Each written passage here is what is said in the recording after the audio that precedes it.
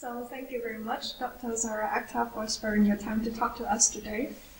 Could you please tell us more about yourself, your research areas, upcoming publications or research projects, and those in particular related to the decent work agenda?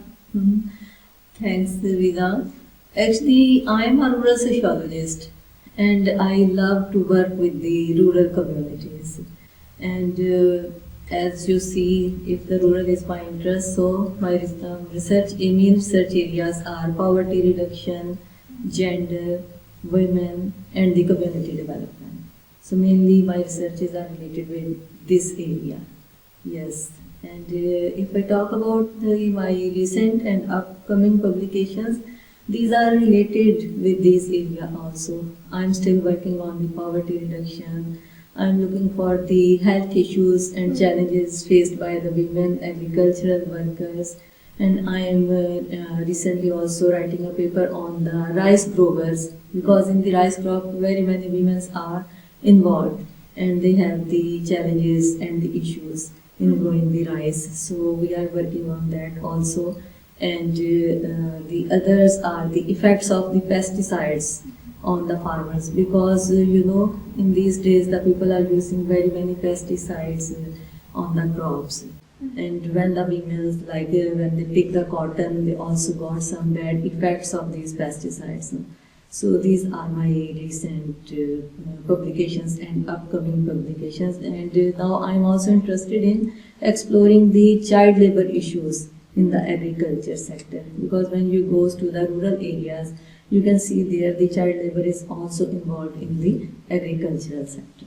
Yeah, that sounds very exciting. Yeah. The focus of our interview today is on women in agriculture in Pakistan. Mhm. And so in Pakistan, agriculture is a basic pillar of the economy. Can you explain to us what the role of women is in this crucial sector, both in terms of labor force participation and the tasks that they perform? Yes. If you see, as the other less developed countries, Pakistan is also think the agriculture is a vigorous driver for the economy of the Pakistan. So you will see the very many people directly and indirectly linked and connected with the agriculture sector, because the mainstay is on the agriculture. So if we talk about the women are overshadow the men in the agricultural activities, because with their participation in many tasks, you can say that they are working from the seeding to the harvesting of the crops, and they are also involved in the activities which are related with the livestock. And the backyard poultry is a responsibility of the women actually. So they are also contributing in a, not only in a labor force, but they also are trying to meet the nutritional needs of the family through the poultry, through the livestock, and through the crops. And they also take care of the livestock, they cut the fodder, they involved in storing of the seeds, they involved in cultivation of the crops, they involved in taking care of the poultry, all the things which are related despite of the domestic responsibility. Because in this domestic responsibility, the care work is also a responsibility of the women. And also the other chores which are related with the household, this is also the responsibility of the women mainly. Okay. Yeah. So women indeed play a very important role in the agricultural sector, Yes. especially in the paid and unpaid and care Yes. work as well. Yes, in this way we can divide it their work into three categories. The one is the paid work, and the other is the unpaid work, and the third one is the care work. Yeah. And when we talk about the unpaid work means the unpaid labor also, because where they are doing the labor with their families, the whole family is working on the farm, then there will be no separate payment for that women, because all the family will take the money from the contractor. Yeah. So although they play a very important role, Yes. but in one of your works you also emphasize that the access to rural livelihood resources, finance, capital and related services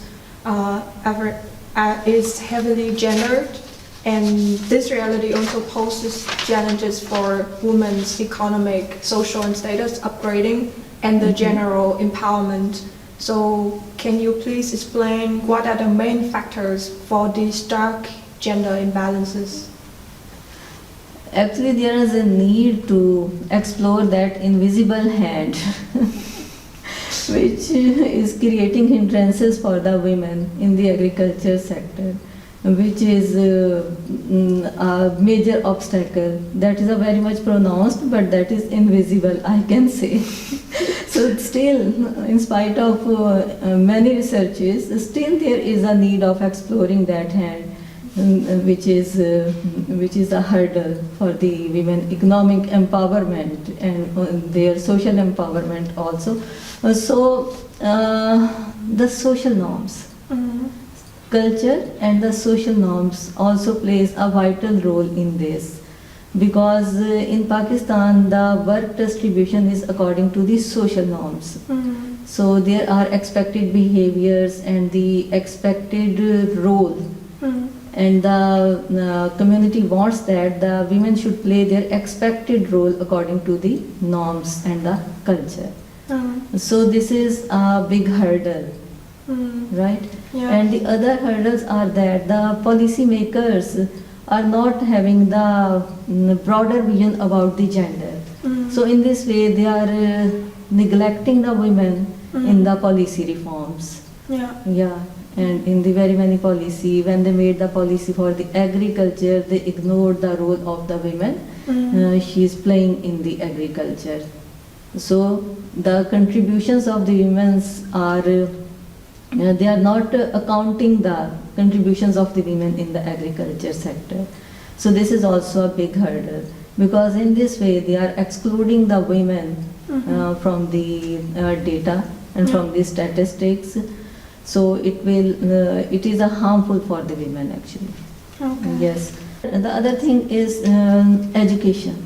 Oh yeah. Lack of education, because the rate of education is low for women in the Pakistan, but now it is increasing, but it is also one major factor for this. Yes. So related to that, what I understand is many women are forced into the informal sector and to operate as unpaid family workers, and then suffering from multiple types of exploitation and discrimination. But then it's not only visible in informal sector, but also in the formal sector, in which deficit for decent work for women as well. Yes. So where do we have to look to find the underlying causes of these problems? I think we should look for the beliefs of the people and the minds of the people, the mindset of the people, how they think about the role of the women, and how they think about the contributions of the women. This is the one thing. And the other again is the norms, and the other one, the most important one, is also the legislations. If they will take care of the women in the legislation, they will make the you can say the act for the protection of the women. And there is a need to see in the thoughts of the leaders also, because if the leaders will think in a best way, then the policy makers will also be take care of all these issues related with the women participation and the women work and the women empowerment. Yeah. So what are your suggestions for policies to reduce the legal, social, and technical barriers for women? Yes, legal, social and technical barriers. Yes, as legally now things are improving in the Pakistan, because now the government is passing the law for the harassment of the women, and they are also passing the law for the equal wages for the equal work for women, equal to the men. And in this way it shows that they are taking care of the gender now at the legislation level. So in this way, if legally they will take care of the women's and the gender, it will affect on the social life of the women also. They will feel more secure and protected. They will be better able to say and anything about their rights, and their voices would be heard, right? And socially again there is a need to create awareness among the people about the positive social norms and about the real cultural social norms. And in this way it will bring change in the mindset of the people in the whole community. So it will also bring change socially in the life of the people, because in this way the women would be able to participate in the decision making. When she will participate in the decision making, the situations would be better in the families and ultimately in the community and then in the country. And at the technical level, as I told you, the rate of education is less in Pakistan for the women. So there is a need to improve the rate of education for the women in the country. And also there is a need of capacity building and skill trainings for the women. And these should be designed according to the needs of the women. And if the language is a barrier for them, then they should devise these trainings in the regional languages. And they should create the environment where the women can come and can get the trainings for the advanced practices and for the technology, which nowadays they are using for agriculture. So in this way, their incomes can be better. Yes, and if the incomes will be better, they will be economically empowered. So when the economic empowerment comes, it also brings the social empowerment, and legal protection will be available to them. So then the situation would be better. So mainly the three things: the legal protection, and the skill trainings, and the capacity building, and then the change in the mindset or in the behavior of the community. Yes. So lastly, I would like to end this conversation on a more positive note. So what is currently inspiring you? Maybe it's a person, an event, or a movement, and then it gives you hope that the future is a better future is possible. Yes, as the government of Pakistan now taking steps for the betterment of the gender, you can say, because they are making the acts, and they are trying to enhancing the rate of the education for the girl child, and side by side they are also now taking care in the policy for the women wages. So these steps are showing that there will be a definitely betterment in future, right? And Pakistan has to develop women in agriculture on preferred basis, because the increasing food demands of the population, to fulfill the increasing food demand of the population, and for surviving at in the global competition. So they need to prefer the women in the agriculture sector, because already women is doing much in the agriculture sector. And there is also a need of which they are now making efforts for that, and I hope it will be better day by day, as they are including the women in the official statistics and the official data. So if they are now going in this direction, so I am very hopeful.